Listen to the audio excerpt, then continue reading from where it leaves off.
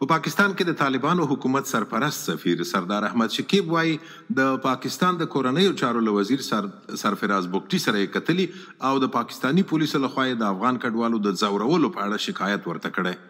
نوموړی وایي وزیر له خپلې خوا ورسره د همکارۍ ژمنه وکړه. له ښاغلي شکیب مې د افغان کډوالو په برخه کې د دوی حکومت په هڅو مرکه وکړه او په پیل کې مې له پاکستاني چارواکو سره د کتنې جزئیات ترې وغوښتل. بلې د نن پاکستان د موقت حکومت د کورنیو چارو وزیر سره موږ د مهاجرینو د وروستي چې کوم جبري اخراج د په رابطه موږ سره خبرې وکړې او د دوی سره مو هغه ستونزې هغه مشکلات شریک کړل چې په تورخم او بولدک کې خلک ورسره مخ دي. هجوم د خلکو زیات او هغه ته امکانات کم دي. دوی چې کوم د بایومټریک یا د ګوتو نښانونه ځینې اخلي خلکو څخه هغه پروسه ډېر امکانات ډېر کم دي او خلک ډېر مشکل سره مخ دي. همدارنګه د دې تلاشي چې اخیستل کېږي د سامانونو یا د کورنیو یا د افرادو دا ډېره ستونزمنه موضوع ده چې خلک حتی له تورخمه تر پېښور پورې رسېږي. په زرګونو خلک انتظار دي. دغه مشکل مو سره شریک کړي. دا راز په پاکستان کې د ضرب العدل چې پای ته رسېدلی هر ځای عملیات شروع شوي دي او په دې کې دا نه کتل کېږي چې دې اسناد لري نه لري کورونو ته ورځي. یو خلکو ته یو ډېر غټ تشویش ایجاد کړی دی. همدارنګه خلک چې څوک ځي او هغه له ځان سره خپل نغدي یا غیر نغدي اموال نشي انتقالولی. دا موضوعات مو ټولو سره شریک کړل او په د واورېدل خبرې ټولې او بیا وویل چې موږ به په دې ټولو کې در سره همکاري کوو مهاجرو سره دا چې به نه کوو. خپله اراده هم دا ده چې حکومت به د دې اراده نه لري چې خلک وځورول شي. کوشش به کوو چې دا کار وکړو خو ما عملا ورته وویل چې وسپېله تاسو چې څه وایاست هغه له هغه څخه بېل دي چې هغه امنیتي ځواکونه یا پولیس یا خلک یې کوي په سیمه کې. نو د ژمنه وکړه چې دا کارونه به خو دوی خو مخکې ژمنه کړې وه. که یاد مو تاسو ماته په مرکه کې ویلي وو هغه وخت کې مو هم د دوی سره کتلي وو او غوښتنه مو ترې کړې وه چې د افغانانو دغسې په ځنډ ایستل ګټور نه دي او دوی د حوصله وکړي خو هغه کار ونه شو. دا د پرون یوه وروستۍ ورځ وه او افغانان وباسي اوس ځوروي. دا اوس مخکې موږ ته یو چا وویل چې حتی ښځې او ماشومان دوی ځوروي او وباسي.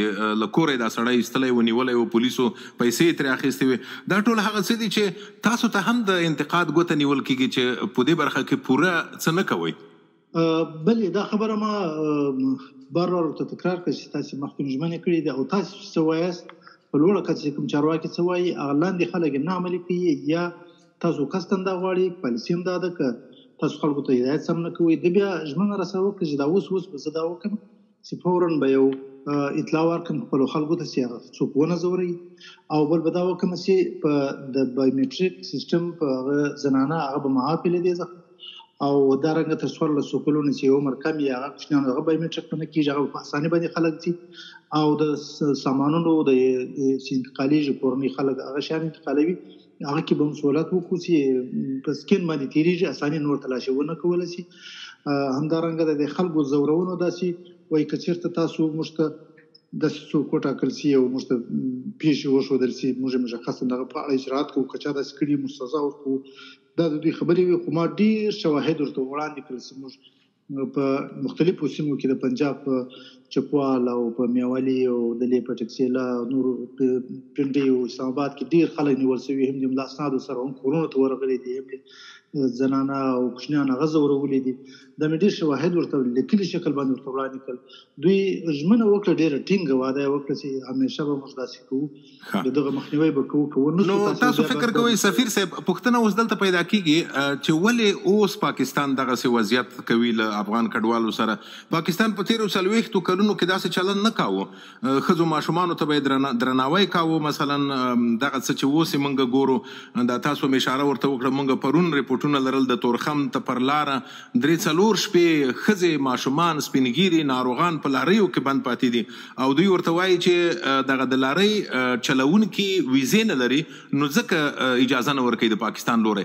دا د ویزې ورکول ستاسو په لاس کې دي که د پاکستان د حکومت ولې ویزې نه ورکوي چې دا خلک دغه چلوونکي سپرلی یا دغه کډوال افغانستان ته په بیړه ولیږي؟ موږ هم دوی د دغه تشویش له دوی سره شریک کړی ده. په کار دا نه و دا یو بشري موضوع ده. د افغانستان او ملګرو ملتونو او پاکستان ترمنځ یو ګډه موضوع ده، د مهاجرت موضوع. په کار دا و چې په یو هماهنګي باندې دوی د موضوع څېړلې وای او فیصله یې په دغه شکل نه وای. دغه رقم ته به د جریان د تګ کې په بولدک او چمن کې لکه تاسو ورته اشاره وکړه موټران او خلک په داسې بهانې دي چې هغه ډېرې ځورونکې دي، د خلکو دپاره هېڅ توجیه هم نه کېږي. نو دوی په لوړه کچه باندې خو زموږ سره ژمنې ډېرې کړي دي چې دا به کوو او دا به تاسو موږ ته لږ وخت راکړئ، موږ داسې یو عاجل وخت شو، موږ به کوشش وکړو چې دا حل کړو. یو بله پوښتنه سفیر صاحب دا پیدا کېږي ستاسو حکومت ته بیا هم راجع ده او هغه دا ده چې پرون مثلا موږ ته د پاکستان یو پخواني ډیپلومات رستم شاه مومند دا خبره وکړه چې ډېر سخت کړکېچ دی، سخت بحران دی او په دې کې د طالبانو حکومت یو څه غلی دی او جدیت نه ښکاره کوي. مثلا دوی ښه مثال دا ورکړه چې د بهرنیو چارو وزیر ښاغلی متقي ورغلی وی پاکستان ته او دوی ته ویلي وی چې یو 6 میاشتې یو کال وخت ورکوي د خلکو ته چې حالات ښه شي یو څه، ځکه چې ژمی دی بیا به د خلک خپل وطن ته ځي چې هلته حالات ښه شي. خو دا کار ونه شو. فکر نه کوئ چې ستاسو حکومت په دې کې یو څه ناغېړي کړې ده؟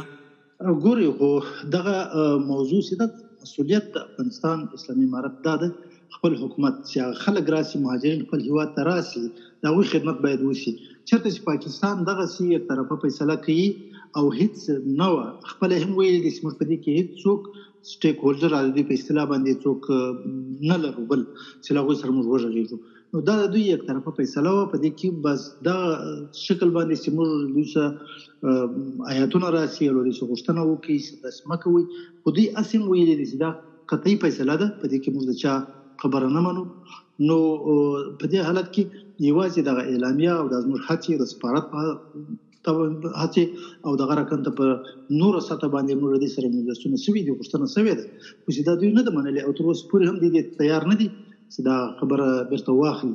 نو په دې خاطر باندې اوس به آیاتونو پیدا هم ونه کوي چې راځي. پاکستان کې د طالبانو حکومت سرپرست سفیر سردار احمد شکیب و.